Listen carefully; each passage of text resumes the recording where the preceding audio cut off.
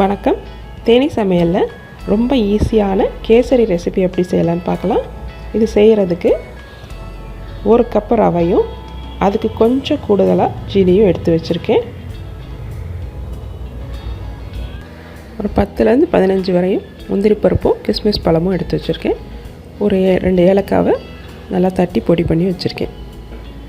இனி ஒரு பேனில் நம்ம கொஞ்சமாக நெய் விட்டுக்கிடலாம். நெய் காஞ்சதும் அதில் நம்ம எடுத்து வச்சுருக்கிற ரவையை போட்டு நல்லா வறுத்து எடுத்துக்கிடணும். இப்போ ரவையை ஆட் பண்ணிடலாம். தீயை குறைச்சி வச்சு நம்ம ரவை கருகிராமல் நல்லா சூடாகிற வரையும் நம்ம வறுத்து இறக்கிடணும்.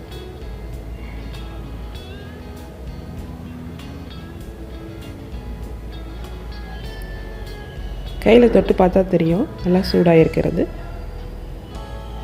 இப்போ நம்ம செக் பண்ணிவிட்டு இதை எடுத்து நம்ம தனியாக வச்சிடலாம். இன்னொரு பேனில் 2 டேபிள் ஸ்பூன் அளவுக்கு நெய் விட்டுக்கிடலாம்.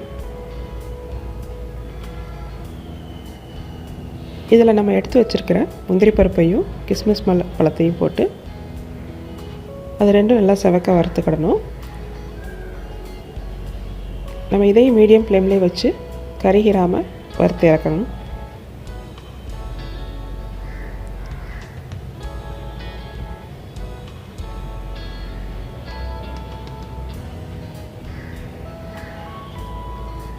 ரெண்டுமே செவக்க ஆரம்பிச்சிருச்சு. இந்த ஸ்டேஜில் நம்ம இதை இறக்கி வச்சிடலாம். ரவை வறுத்த அதே பேனில் நான் 1 கப் ரவைக்கு 3 டம்ளர் தண்ணி எடுத்துக்கிறேன். இதில் நம்ம எடுத்து வச்சுருக்கிற ஜீனியையும் ஆட் பண்ணிடலாம். ஜீனி அதிகமாக தேவைப்படுறவங்க 1 கப்புக்கு 1.25 கப்பு கூட ஆட் பண்ணிக்கிடலாம். நான் 1 கப்புக்கு கொஞ்சம் அதிகமாக மட்டும் ஜீனி எடுத்திருக்கேன். ஜீனி கரையட்டும். அதுக்கிடையில் கொஞ்சமாக இதில் ஃபுட் கலர் சேர்த்துக்கிடலாம். ஃபுட் கலர் தேவையில்லைன்னு நினைக்கிறவங்க அதை அவாய்ட் பண்ணிடலாம்.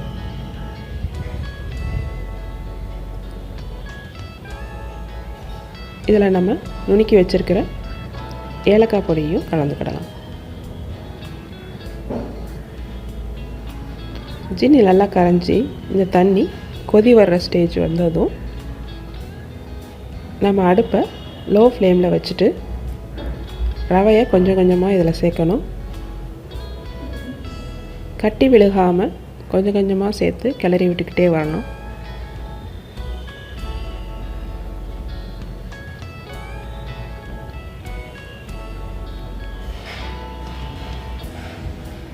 நம்ம தீயை கம்மியாக வச்சுட்டு இந்த மாதிரி கிளறி விட்டுட்டே வந்தோம்னா தண்ணி வற்றி ரவை நல்லா வெந்து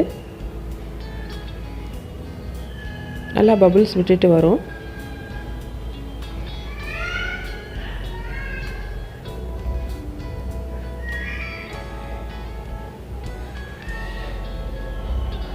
இந்த மாதிரி ஒரு ஸ்டேஜ் வந்ததும் நம்ம வறுத்து வச்சுருக்கிற முந்திரி பருப்பு கிஸ்மிஸ் பழம் இது ரெண்டையும் இதில் ஆட் பண்ணி மிக்ஸ் பண்ணி விட்டுறலாம்.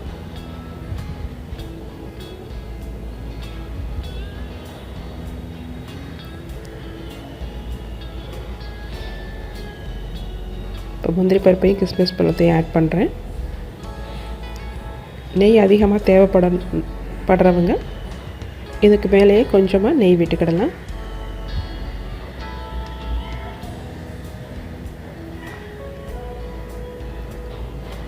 இந்த மாதிரி திக்னஸ் கிடைச்சதும் நம்ம அடுப்பு ஆஃப் பண்ணிடலாம். இது ஆற இன்னும் திக்காயிடும். இப்போ ஆறிடுச்சு. கேசரி ரெடி ஆயிடுச்சு. நீங்கள் இதே மாதிரி கேசரி செஞ்சு பார்த்து உங்கள் ஃபீட்பேக் அனுப்புங்க. இந்த வீடியோ பிடிச்சிருந்தால் லைக் பண்ணுங்கள், ஷேர் பண்ணுங்கள், மறக்காமல் சேனலுக்கு சப்ஸ்கிரைப் பண்ணுங்கள். தேங்க்யூ.